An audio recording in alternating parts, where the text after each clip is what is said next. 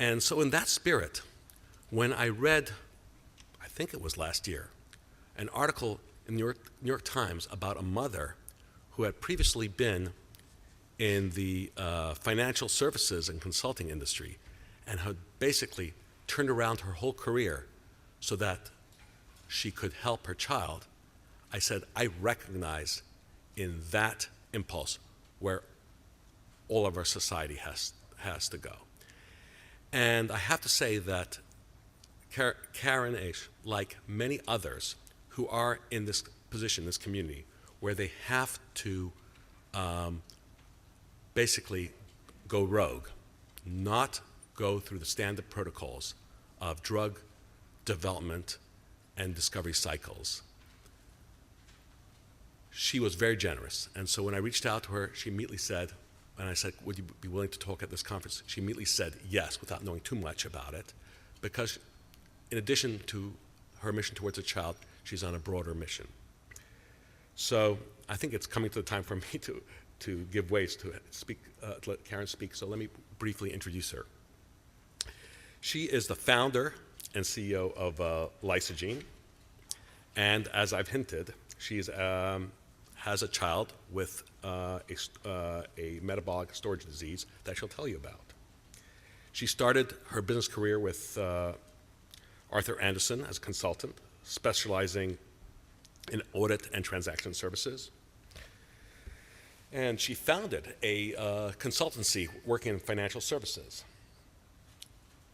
But her career did change, and as a result, she not only founded the company, she served as a member of the Pediatric Committee of the European Medicine Agencies, EMA, and she's been a patient representative to that committee and has served on the French Ethical Review Board, CCPPRB, typical French impossible acronym, at Ambroise Paré Hospital. And she's been involved in several nonprofits engaged in advocacy, and particularly in rare diseases, which many of you in this audience are involved with, such as Alliance Sanfilippo and Eurodis, where she served on the board as a treasurer from 2010 to 2011. And she's a founding member of the International Rare Disease Research Consortium. She graduated from ESSEC Business School, and she majored in economics. And I have to say, sometimes good people doing good things actually are successful. And in this case, I have to say, she has been successful. And I take as one evidence of that success the fact that their Lysogene is opening now offices, I believe, in Cambridge. And she already has, through this company, a set of strong collaborations with University of Massachusetts and Auburn University in Alabama. So I know that we're all looking forward to hearing from her, and enough from me. So again, Karen, thank you so much for coming, and we're looking forward to hearing from you.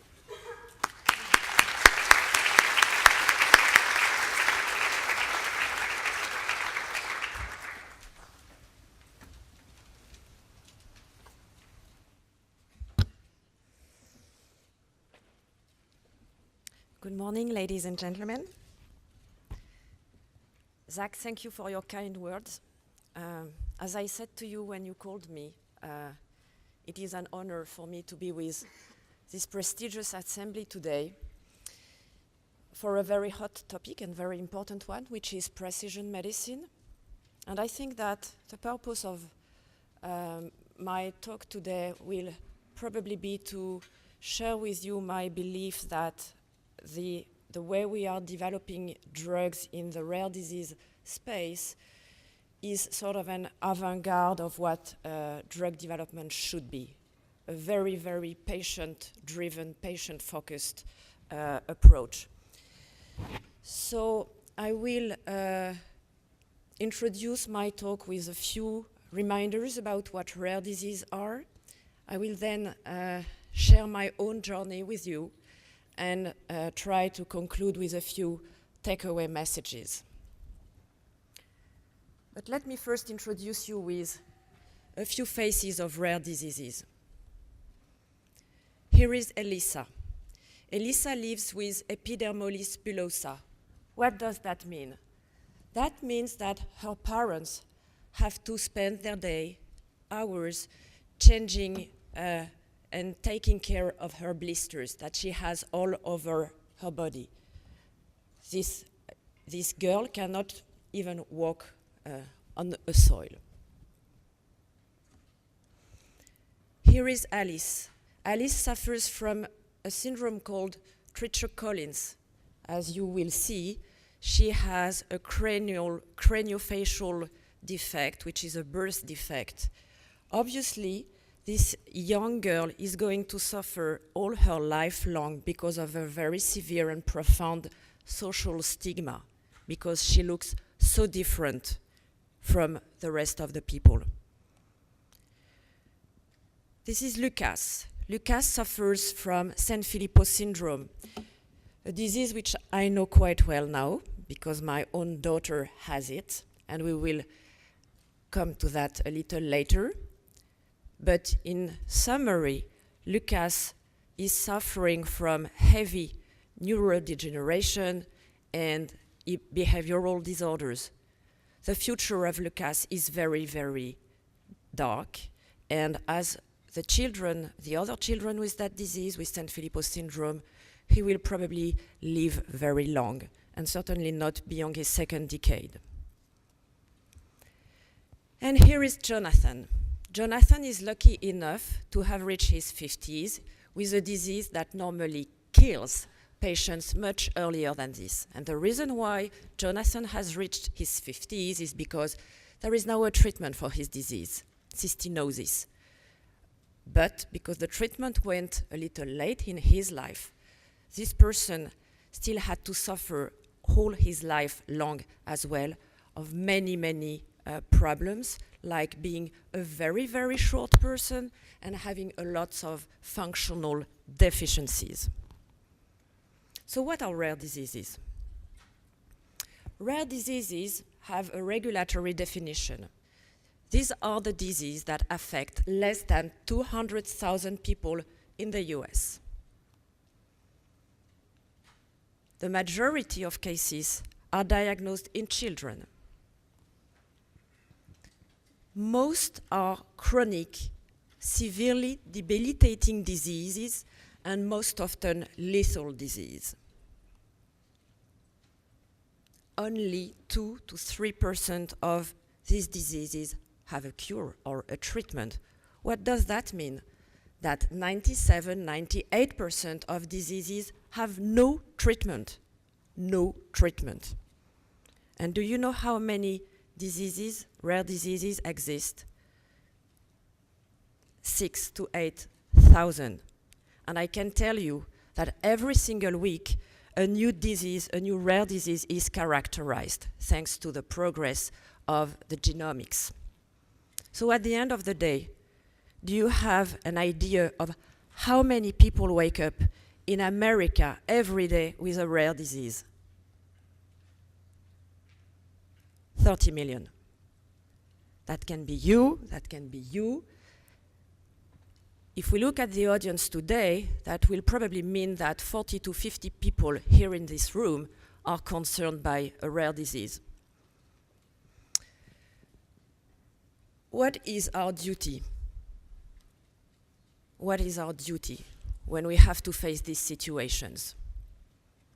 Obviously, if you look at each individual situation, there is an immense sense of unfairness, of fear. But when I look at families, at patients, at caregivers, what I see is also an immense courage and appetite for life. And if we consider that each individual situation is a fight, then my belief is that this fight should merge into a single battle against the unacceptable. The fact that every day, as Zach just mentioned, situations, unacceptable situations are taking place because we do not pay enough attention to these patients and these families. So I believe that today it is really our responsibility to work together, create networks, of patients, of clinicians, experts, researchers, policymakers, regulators, in order to develop patient-centric therapies, patient-centric drug development programs. And the good news is that in doing so, we will open the way for medical progress for all. Why? For a very simple reason. When you have no treatment, when you have a very severe disease, when there is nothing to help you, what do you have to do? What is the only way to progress? It's to explore the unknown and create, develop new knowledge. And that's exactly what our programs in the rare diseases space are doing, opening the way to new technologies, to new medical avenues. A few examples of that. In Europe, the majority of advanced therapy medicinal products or innovative products are for orphan diseases. And today, the majority of innovative products under development, so not only approved, but those that are under development, have an orphan designation. So that means that they are aiming at treating orphan diseases and orphan disease. And in a space which I'm more involved in, which is the gene therapy space, as you may know, there are only 2 products approved in Europe for the time being. And soon there will be probably 1 in the US. And these 2 approved products, gene therapy products, are for rare diseases. And in contrast, if we look at orphan drugs currently under development, a significant part of them, 20%, are either cell or gene therapies. So I believe that rare diseases really unlock the potential of innovative therapies. So let me share you now my own experience in my life with my child. So this is Ornella, my loved daughter, who is currently on a boat cruise, by the way. What's the matter with Ornella? Ornella was born in January 2005, the 13th. The pregnancy went well in appearance, quite uneventful, but a few days after her birth, when we went to the pediatrician, we were told by the pediatrician that he was identifying a few signs of alert that he didn't like in her, like a very subtle spleen enlargement and a very subtle liver enlargement. So what does that mean, doctor, we would ask. And he said, well, I cannot tell you for the time being because your child is too young. She's just 1 month old. Let's put that under surveillance. And in 3-4 months from now, if things have not resolved, then we'll have to discuss. Okay, fine. So month after month, we went back for the monthly consultation to the pediatrician. And month after month, the diagnosis was the same. Ornella has a spleen and liver enlargement, and I don't like that. So at the end of the day, in May, we were encouraged to visit, to consult at a special hospital in Paris for children and to meet with metabolicians, which we did.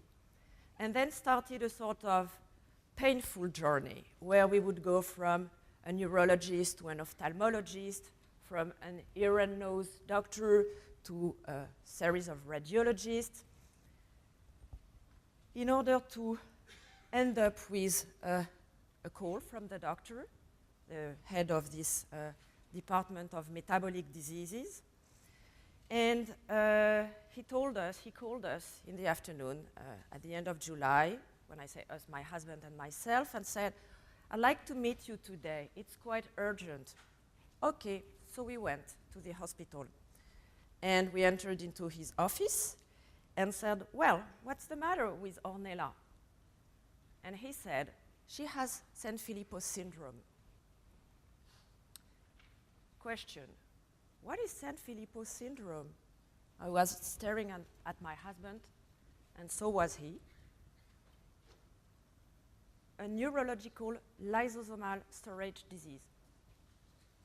A what? Lysosomal storage disease? What is that? So he explained, this is a disease where toxic substrates will accumulate in cells and create a severe disease because the body cannot produce a certain enzyme that your child is in need of, that you produce, that your husband is producing as well, but that your daughter is missing. So, okay, an enzyme. So what? What is the treatment for Sanfilippo syndrome? And his answer was, there is none. So obviously, as a parent, when you realize that there is no treatment for your child, you're going to start thinking about what the symptoms of the disease will be. Will there be any symptom to start with? Will there be any symptoms? Will my child suffer? And the answer was yes. Yes, she's going to suffer. This is a neurological disease with heavy behavioral impairments. So it's going to also impair her cognition quite rapidly. And all that takes place within 4 or 5 minutes, actually. So yes, she's going to suffer. So there was a blank in the room, and I was sitting next to my husband, and we were wondering if it was right to ask the next question that we both had in mind, that was just unbelievable 5 minutes before. Something irreal, actually, irreal. And I turned to the doctor and asked the ultimate question. Will our daughter die prematurely? And here was the answer. Yes. Most likely in her teens. So here we were with a final question. What is the company working on that disease? And a final answer, none of them. So we went out the hospital with a paper in our hands, something really confusing like that, with numbers. You can see here there is a bold number. So usually on that type of paper, if you have a bold number, that is not good. It's because you deviate from something. You deviate from the norm. So what was written here? That there was something deviating from the norm for Ornella, but most importantly that, which is also in bold, by the way, mucopolysaccharidosis type 3, the other name of Sanfilippo syndrome. So after 9 months of pregnancy, after the beauty of the birth of my child and the first few months of her life, all was summarized on a paper like that. Your child has Sanfilippo syndrome and she's going to die. In that type of situation, I don't know if you heard of that, but we feel something like being a fish in a buckle. You're just suffocating, you're overwhelmed by a sentiment of unfairness. Everything becomes impossible. You cannot talk anymore to the other people. You're not accessible to them. You're really like in a buckle. So that's called the aquarium syndrome. But the reason why I chose this painting as well is because I'm not the only one to have felt that aquarium syndrome, and my husband is not the only one. Anyone who receives this type of very, very, very bad news, which makes your world falling apart, is in that situation. What are we going to do next? Is there just something that we can do next? What will tomorrow be like? And I must say that these days, when we received this diagnosis with my husband for Ornella, we were really wondering whether we would reach the next morning. And I think that when we are there, it's really very serious. So hopelessness. That's the overwhelming feeling that we have when we are in such a situation. However, I guess that some of us are what I would call warriors. And in front of that situation, we need to do something. It is our duty as parents not to abandon, not to remain passive. So quite rapidly after that diagnosis, my unique focus, my unique purpose was trying to put a program together in order to find a cure for that disease, whatever the clinicians would say. Like, there will be nothing for your child in the next 20 years, so that's too late. Go home and take care of your child. I did refuse that. This type of assertion is not acceptable. So, I had to find my way. I had to find my way in lots of different new things for me. The purpose, the goal was to create a drug. Okay. How to do that? How to develop a treatment for a disease we didn't know a few weeks before.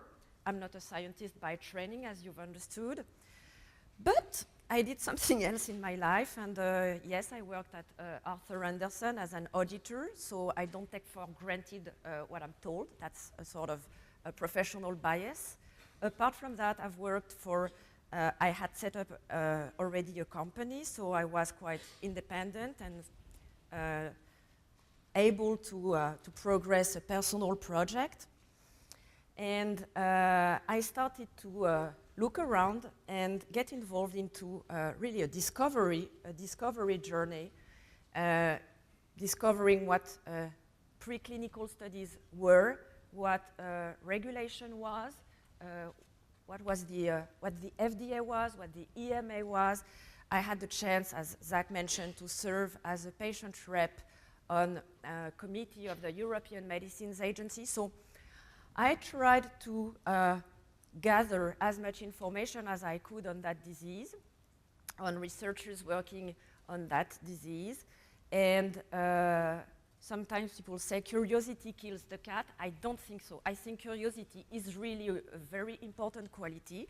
And because, thanks to the fact that I was not a scientist myself, I could ask any question I wanted when I was with people.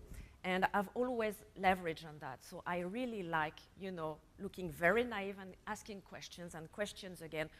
And usually, and this is what I've learned when I was an auditor, if you're at a meeting and if you do not understand something when that is said around a table, a meeting, then that means that the others do not understand either. So you just have to ask your questions, and as long as you have not understood the answer, go on. So I tried to organize all this new information, this new knowledge, and started digging into the science, the pathology itself. So in a few words, Sanfilippo syndrome is a monogenic neurological disease linked to an enzyme deficiency. It's quite simply, mechanistically speaking, there is an enzyme missing which, because it is absent, will not catabolize certain materials, substrates that are in the body. And because these substrates are not eliminated, catabolized, they will accumulate in the cells, and that's what creates the disease. So in the case of Sanfilippo syndrome, the enzyme missing is called sulfamidase. The progression of the disease is very severe, and the disease itself is devastating for patients and for their families. As of to date, we believe that there are 3,000 to 4,000 patients worldwide, even though these diseases are usually significantly underdiagnosed. But to date, this is the number we can rely on in terms of actually diagnosed patients. We have patients in the US, we have patients in Europe, in China, in Japan, everywhere. this disease will progressively affect the children in the following way. At the beginning, so here you have a normal progression of an unaffected child, and here the progression of an MPSIIIA or Sanfilippo A child. So at the beginning, the child will develop normally in appearance. I say in appearance because as you've noticed, in the case of my daughter, there was a sort of clinical sign much before this time when this inflection point, so Ornella was diagnosed at the age of 6 months. But usually, because the children will, in appearance, develop normally up to the age of 2, 2.5, the disease may be undetected. And then they will start deviating from their peers in terms of cognitive development, for instance, when they start going to school or kindergarten. And quite rapidly, they will plateau in terms of evolution, and around the age of 4 or 5, our children will very, very rapidly regress. So at the age of 6, a child with Sanfilippo A will probably be like 6 months old in terms of cognition. And on top of that, these children will suffer from heavy behavioral disorders like hyperactivity, and not the typical ADHD that we know of, as you will see. Sleep disorders, for instance, in my case, up to the point when our daughter was treated with our investigational drug, my husband and I didn't have a single normal night at home. So this disease is absolutely exhausting for the child, for the families, and at the end of the day, I guess that the child is just exhausted neurologically speaking, and at a certain point in time, he or she will enter into a vegetative state and eventually die, usually in his or her mid-teens. As you can see on this chart, this disease is uniformly lethal. So what to do? What to do in terms of therapeutic approach? What would be the right drug? The right drug would be, or the right approach would be an approach where we would be able to deliver or provide the brain of our patients with a sustainable source of enzyme, the missing enzyme. And once I realized that, someone in the field of rare diseases, a different community, if I may, introduced me to a very smart person who is somewhere in the room today, Olivier Danos.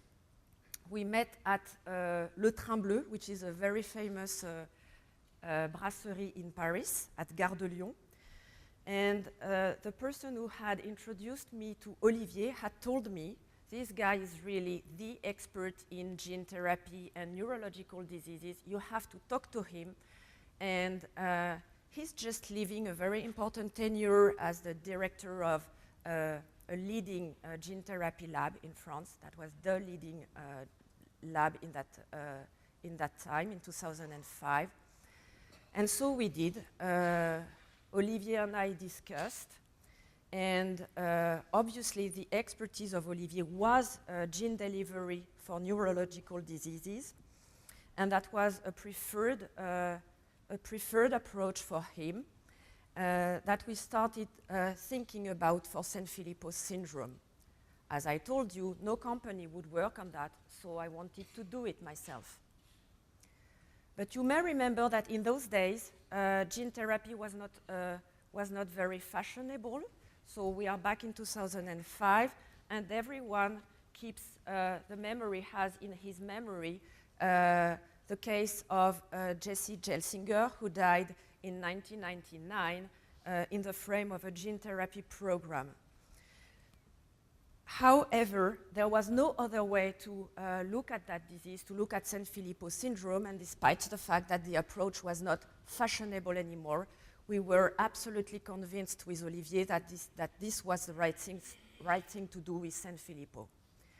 So our approach has consisted in building a gene therapy vector to be delivered directly into the brain of the patients in order to to act as an enzyme factory into the brain of our patients.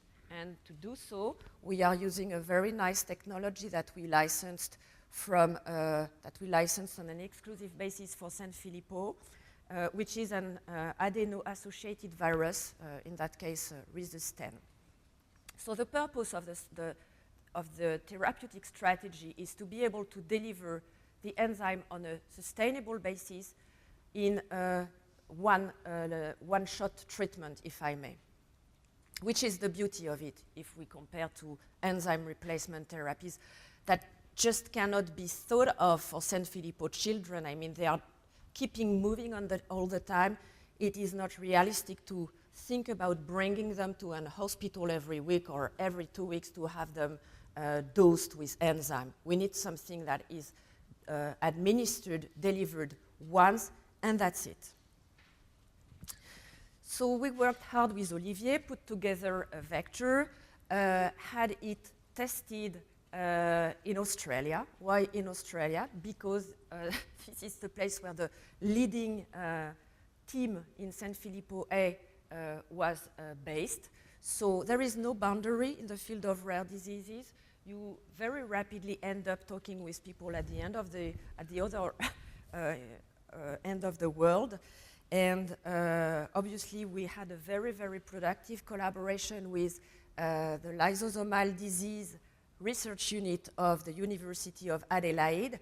And in brief, the vector we put together rapidly, so used in a predictive animal model, which is the mouse model of Sanfilippo A, which is a naturally occurring model. The use of our product show that we could restore the enzyme activity into the mice, but also that this enzyme activity was functional and that we could reduce the level of substrates that were accumulated into the brain of the mice. Apart from that, we did perform what we call regulatory or tox studies in order to evaluate the potential toxicity of our product. And to make a long story short, we spent 2 years working on these preclinical or animal studies in order to prepare for a clinical trial. Something that has always been very important to me is to have the focus of preparing a clinical trial. Remember, I'm a mother, I have a very sick child, threatened very deeply, and I say I have to find a drug. So the purpose of my journey, of my activity, has always been focused on delivering a treatment to human patients. And that's very important, and that explains why with Olivier we could do that in a pretty short period of time because of the focus. Obviously, we all like publishing papers, and that's extremely important for the community, but at the point where I was, the focus was really, again, making things in the right way to be able to proceed to the next step being clinical studies. So in 2010, we submitted our regulatory dossier to the regulatory authorities in France. We got the orphan designation in Europe. We then got the orphan designation in the US. And in 2011, we were cleared to proceed to the first ever gene therapy clinical trial in Sanfilippo syndrome, and the first intracranial gene therapy, pediatric one, in Europe, with very prestigious partners, such as Weill Cornell from New York, the Pasteur Institute, the Lysosomal Diseases Research Unit I mentioned, and obviously the Assistance Publique Hôpitaux de Paris, which is a consortium of hospitals in France. So let me show you how Ornella looked like before the treatment was administered.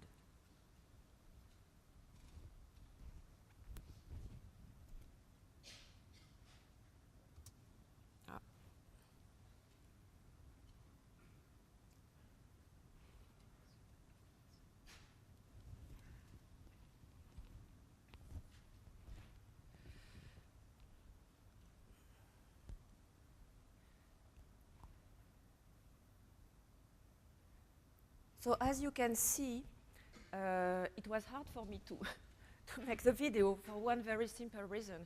When you have a child with Sanfilippo syndrome, you just can't run away. You have to be with the child on a permanent basis, otherwise he or she will hurt herself or hurt someone else. And that's true in the daytime, and that's true in the night time, as you've seen. So when I shot this video, I was just like, running after her to make sure that she wouldn't break a glass or whatever. Then we made the surgery.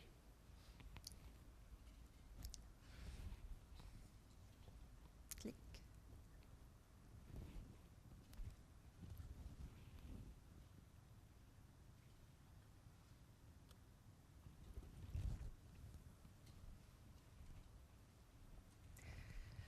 So it's a very short picture. The surgery itself, the operation lasts 2 hours, so it's a pretty short one. This took place in Paris at the Necker Hospital with a leading, very nice neurosurgeon called Michel Zera, who to do so collaborated originally with Mark Suedain from Weill Cornell Medical College. So the surgery consists in introducing the product in the brain of the patient. It can seem a little bit invasive, but for a neurosurgeon or for neurosurgeons, this approach is pretty, if not routinous, at least very well controlled.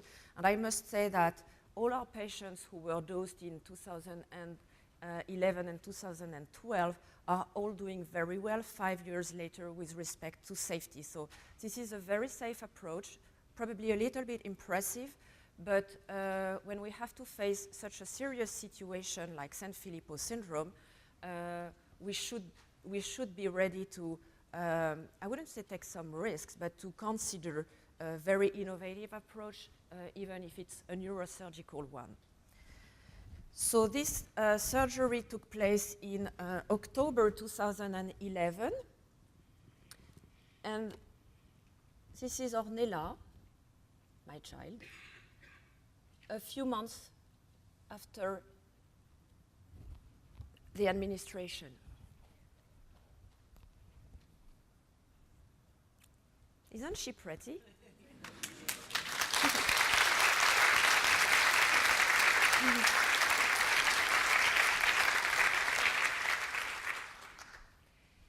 She's beautiful, and as these children, all the beauty is in her eyes because she lost language skills when she was 3. She was dosed at the age of 6. So when she was dosed, she had already lost language skills. But her eyes are so, so powerful. So I like this video. Right. So we made this first clinical study in between 2011 and 2013, dosed 4 patients, established a very, very nice safety profile for our drug and the approach, and detected signs of, very encouraging signs of efficacy, as you've seen with Ornella, the other 3 children having benefited from behavioral improvements as well. Act 3, what's next? We don't want to only do clinical studies, but we need to do some more before having an approved product on the market.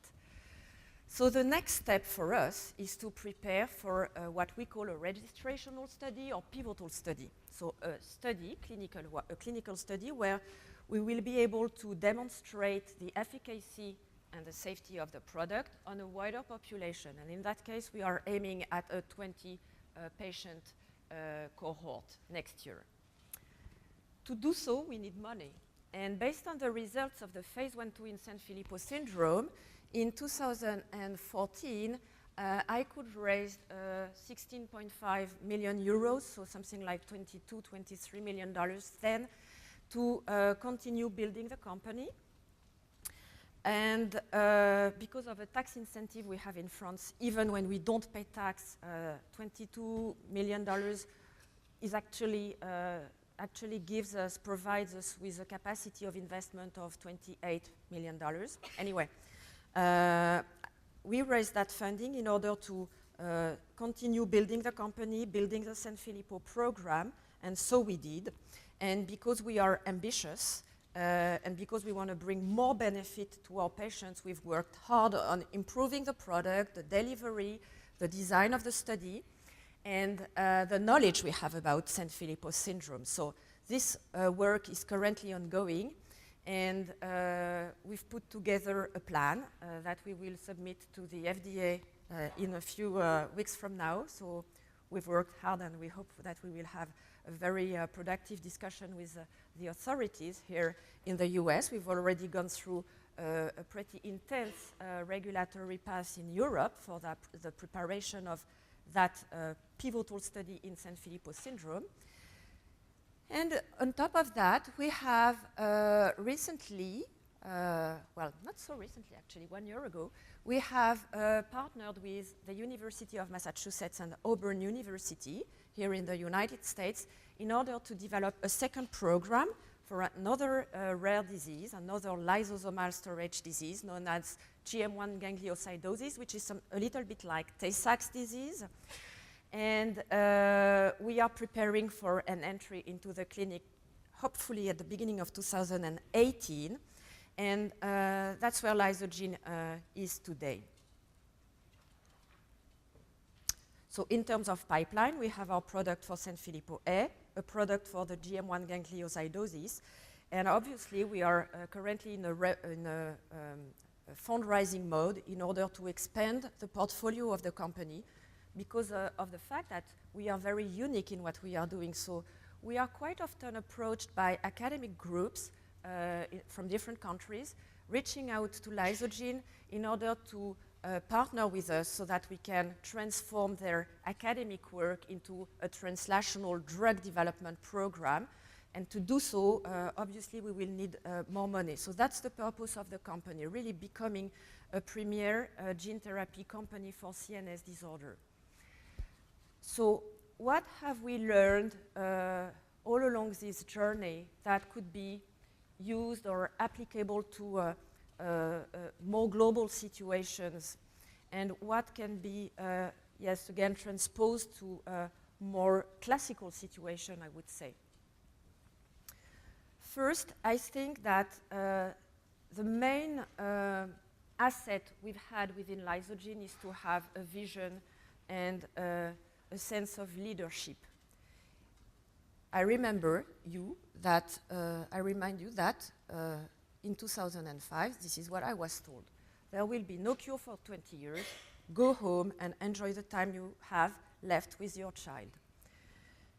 So facing that situation, it was extremely important to have a motivation. But when you're a mother, you're motivated if it's about saving the life of your child. But you have to have a strong focus. And again, as my father says, if you don't know where the harbor is, you will never reach it. So the harbor for me was developing a treatment, if not a cure, for that disease. It's important to also be very curious, as I said, and to never be too shy and ask the questions that we have to ask in order to make sure that we have a perfect understanding of the situation. It is important to know what we know, to know what we don't know, and I will encourage everyone to ask as many questions as they want when they are facing this type of challenging situation.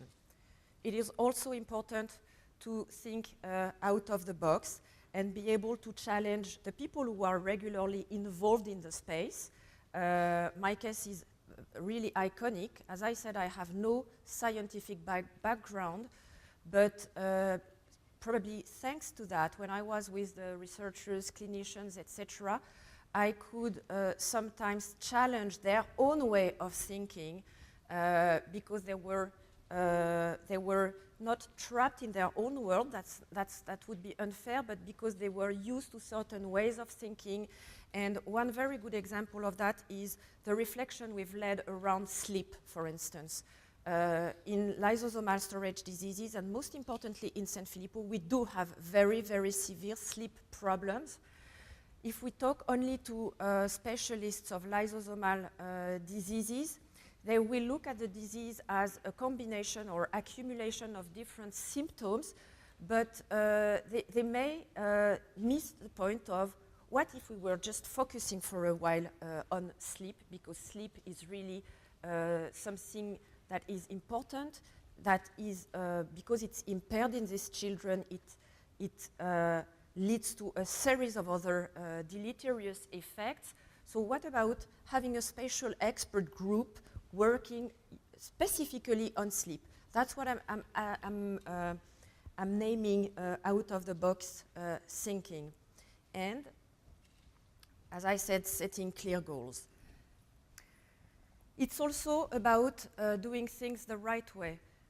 What we've done over the last years is developing a drug for a pediatric population with a disease with CNS involvement in a rare population.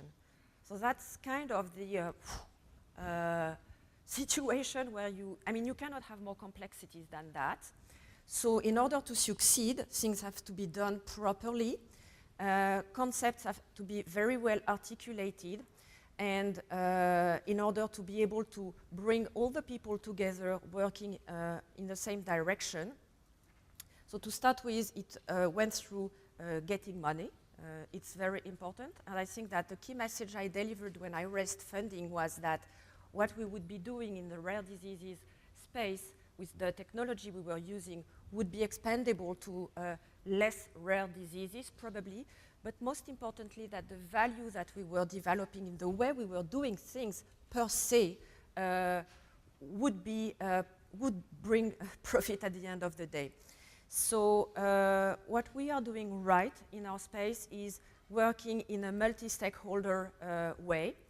We are never waiting the end of a program before talking to the regulators, for instance. We are doing it at the very beginning in order to make sure that we are not going to launch studies that will not respond to their specific requests, for instance. Another example of that is the discussions we've had at Lysogene with the payers. They don't judge, they don't look at a drug as the regulators, the FDA or the EMA would. They are looking for something different. They are looking for meaningfulness of the drug, for patient-reported outcomes. So rather than putting a nice design together, launch the clinical studies, treat the patients, and then show up in front of the payers with missing data, we've come to them before designing or while designing the clinical protocol in order to make sure that what will be important for them at the end of the day to pay for our product is taken into account by our team. Thinking patient first is also obviously something key. It may be a little obvious, but when I talk to certain people in other companies, and in particular in bigger companies, they look very far from the patients to me, very far from them. Sometimes I even wonder whether they are not afraid of, talking to a patient and exchanging with patients. And ultimately, executing the plan that we have meticulously, that doesn't prevent from being flexible when needed. But I think that what we are doing, delivering drugs for vulnerable children, deserves a high degree of quality in our work. We've also been the first doing what we did, as I said, so the way to do it is to engage with the best-in-class scientists, researchers, to have the best possible team in place. But most importantly, on top of having very skilled people, we need people who have pioneering mindsets. Doing what we are doing deserves a certain degree of creativity, being audacious, and we cannot only rely on very smart people, we need to have very engaged people, very passionate people, and that's how it can be productive. And last but not least, we are all, we know, facing a situation where health budgets are under pressure. I think for instance, the situation in the US in last September around a certain drug literally broke the capital markets dynamic with respect to biotech, the biotech industry. So there is a strong pressure on health budgets.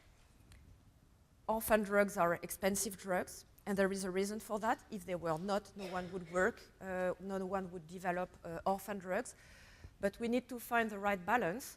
And when we look at gene therapy products, as our colleagues, and that's what our colleagues in the US are currently experiencing, we need to think about new business models, probably performance-based ones. So that's going to be very new to everybody. And once again, the orphan drug space is somehow at the avant-garde or at the forefront of that, because we are currently very practically faced to these challenges, finding the right pricing scheme and the right reimbursement scheme. So I'd like to conclude on the fact that diseases are a universal problem, whether they are rare or not. A disease is a disease. Okay, we need to be creative because there are heavy, huge, and many unmet medical needs. Obviously, the case of rare diseases is a very interesting one and really inspiring one, because we have developed, I think, good practices in what we are doing. But it's not enough. And I think that the future, I mean, that's how I look at it actually myself, would probably be to accelerate the research in a more diverse way. Let me explain myself. I think that it's not going to be sustainable to have small biotech companies on the one hand working very hard to deliver new therapies, and on the other hand, maybe bigger companies with other knowledge working on mostly common diseases. I'd like to think about a world where there would be more diversity, where each of these parties would keep what makes their richness, their assets. But I would really advocate for more collaboration between these two worlds, because in the future, what we've been doing in the rare diseases space will be needed in the more common diseases space. And reversely, sometimes we feel a little bit alone, and we would very much welcome being more supported, I think, from the establishment, or yes, let's call it the establishment. I would like to finish with a very short video of Ornella today. So this is a very, very recent video, and thank you for your attention.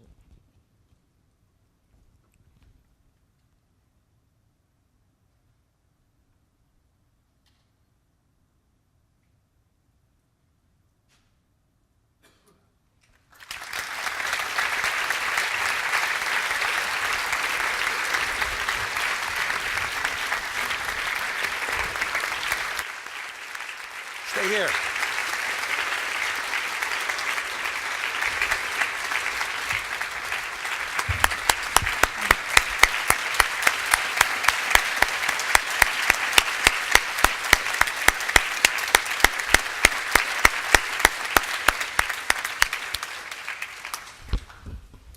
Wow, I wish I had that much energy. So we're going to take questions between now and the remaining minutes to 10 o'clock. And I know it takes the audience sometimes time to warm up and ask questions, so I'll start with asking my own question, which is going to sound a little heartless, but so be it. So I think you hinted at it when you talked about the application perhaps to common diseases, but I'm having a hard time thinking through if I were in your shoes, very nice shoes by the way, and trying to sell this to a funder. What conceivable business model is going to work? There's 3,000 patients with Sanfilippo disease. Maybe there's, I'm going to make it up, there may be a few other 1,000 patients with this GM1, gangliosidosis. How in the heck are you going to make money? Oh, yeah, you have a microphone. Yes, I have. That's a very good question. And the answer is pretty straightforward. If the orphan drugs remain highly priced as we expect, normally the drug that we are developing should be highly profitable. So you will tell me you don't know the price that you are going to sell it. That's true. But when there is value, there is a price. So we don't have a very heavy structure within the company to do what we are doing. So I bet on the profitability of the two products we'll have. That's one thing. But apart from that, I think that the purpose of the company is to be able to build a portfolio of a series of small indications like that, so that at the end of the day you have something consistent. Got it. Well, that sounds like a plan. I see a question coming up right on the left. Please do us the favor of just identifying yourself briefly. Sure. Hi. My name is Kristen Schneeman. I'm with Faster Cures. And first of all, thank you so much for an amazing presentation to start the day.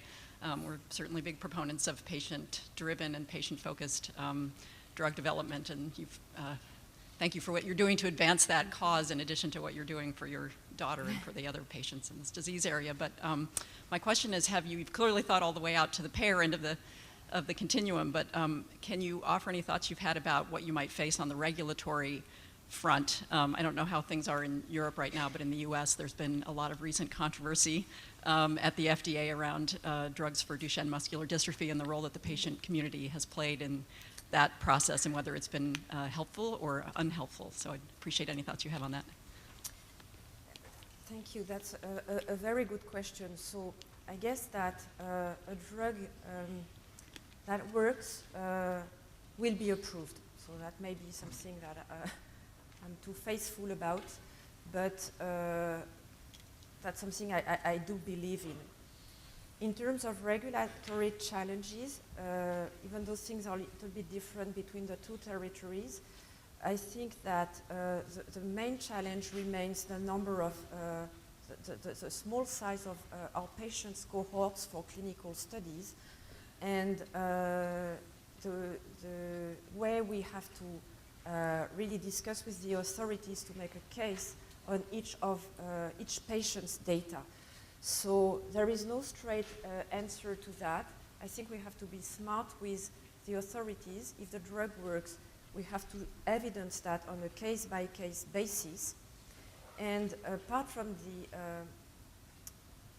patient data themselves, another challenge that we are facing is about manufacturing, because it's not easy to manufacture this product. The scale-up is a little bit complicated, and there are not completely well-established standards as of today. So that's how I would put it.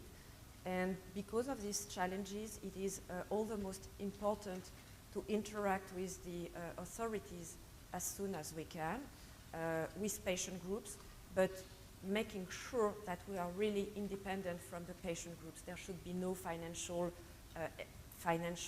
transactions and so on. Patients have to remain very independent, and companies as well. Thank you. Could you identify yourself, please? Yes, my name is Ned Bacon. I'm a self-employed systems engineer. Thank you very much for a very inspirational story and everything you're doing. I wondered, you've hit many, many obstacles in the course of getting to where you are. Were there a couple of severe roadblocks that just looked insurmountable that you overcame? Could you talk about one or two of those in particular? Yep. a very important question as well. So I remember a certain day in early 2011, we had filed our clinical trial authorization dossier at the French Medicines Agency a few months earlier. And because of a scandal that occurred in France with another drug, which has nothing to do with what we are doing, all the activities within the agency had slowed down, and our dossier had been put aside. And after having struggled to have a meeting organized on our program, and after this meeting took place, we went back to our office and we were expecting a response, a clearance actually, to proceed to the enrollment of the patients in, I think it was in May 2011 or something like that. And in absence of response, I took my telephone and called the agency and said, well, come on, what's going on? We were expecting an answer a few weeks ago. So I was more polite than that to start with, but that's you got the message. And there was an agent who took the phone at the other end of the line and said, oh, you know what, we've got a little problem with an item in your tox dossier. We are not completely sure. We would need you to work a little bit more on that. And if you don't mind, we'd like you to retrieve the dossier and resubmit it in 6 months from now. 6 months more, another 6 months was too late for my child to be enrolled in that trial. So I really burst out of anger, and I think that the message I'm conveying here is that you're trying to be very, very polite, to have appropriate attitudes, but sometimes things are getting so much on your nerves that you are just human, and that's one situation that I had to face. Yeah. Gentleman on the right and then on the left. Please introduce yourself. Good morning. My name is Matt Gaffney. I work with a company called Euritos. We're in the bioinformatics space, integrating multi-omic data, allowing researchers to get better answers to questions faster. Thanks for sharing your story. Very inspirational, and Ornella is beautiful. My question is, I noticed on one of the slides, the age of diagnosis ranged from, in your case, 6 months to 2.5, 3, 4 years. Yeah. Can you maybe speak to the measures and tools and diagnostic tools that are, I guess, evolving, so as patients could potentially benefit from treatments that Lysogene's bringing to the table? Thank you for this question. Yes, so as of to date, the diagnosis is made on a very straightforward, in a very straightforward fashion. First, your child will be picked up because of either behavioral attitudes that are very characteristic of Sanfilippo Syndrome, and because of clinical features such as the facial, what they call dysmorphism. Okay, so you have signs of alert, which we would say, and as soon as you are picked up by a metabolician, then the path is very, very, very well sequenced. You would go to urine examination, so, and if the child is sick, there will be excessive urinary excretion of gangliosaminoglycans, and that will evidence a lysosomal disease that can be Sanfilippo, Hunter, Hurler, a few of them. Then you have an enzyme assay based on a blood sample, and to end up, you have a genotyping. So that's what we do in most countries to diagnose with certainty that disease. In the future, obviously, we are dreaming of a time when we will have newborn screening if we have a treatment in place, if we have a safe and efficacious treatment. And there are already tools that are available in a sort of research grade,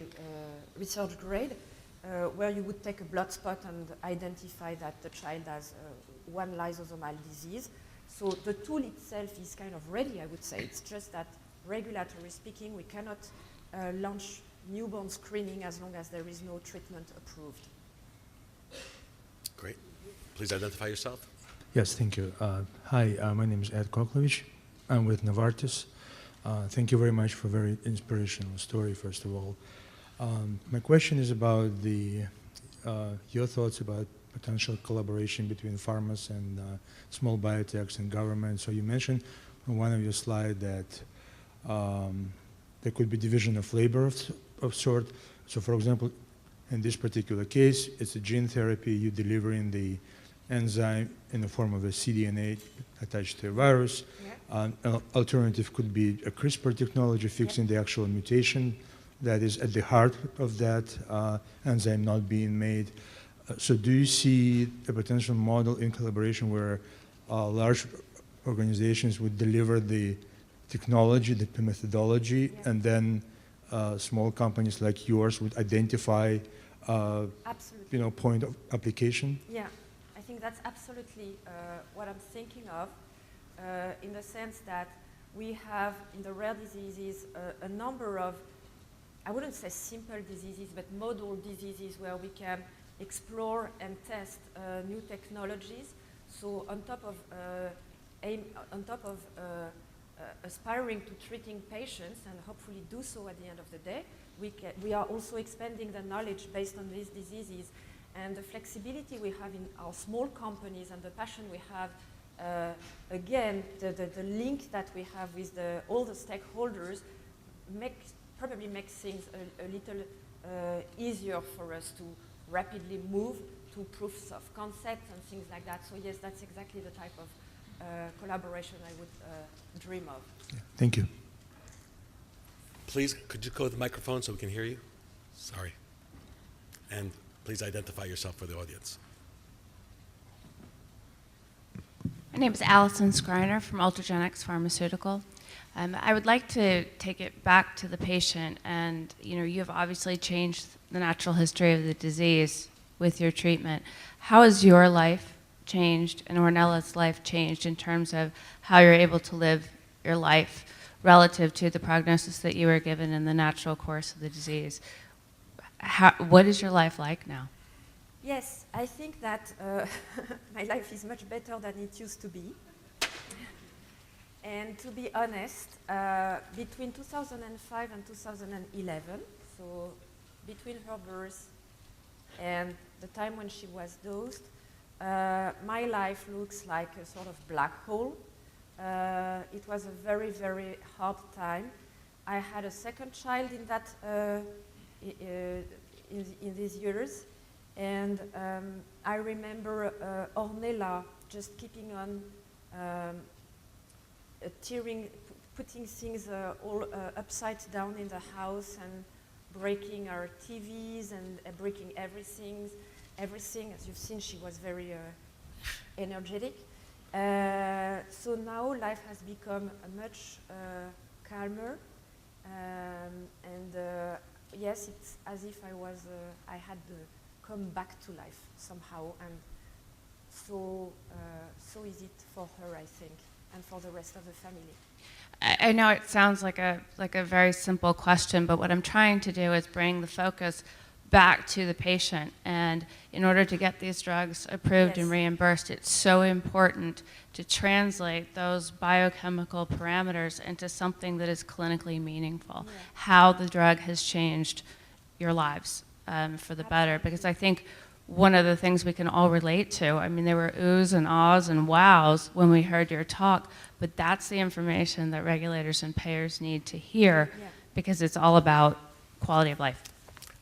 Amen. Thank you very much, and a great way to close the session.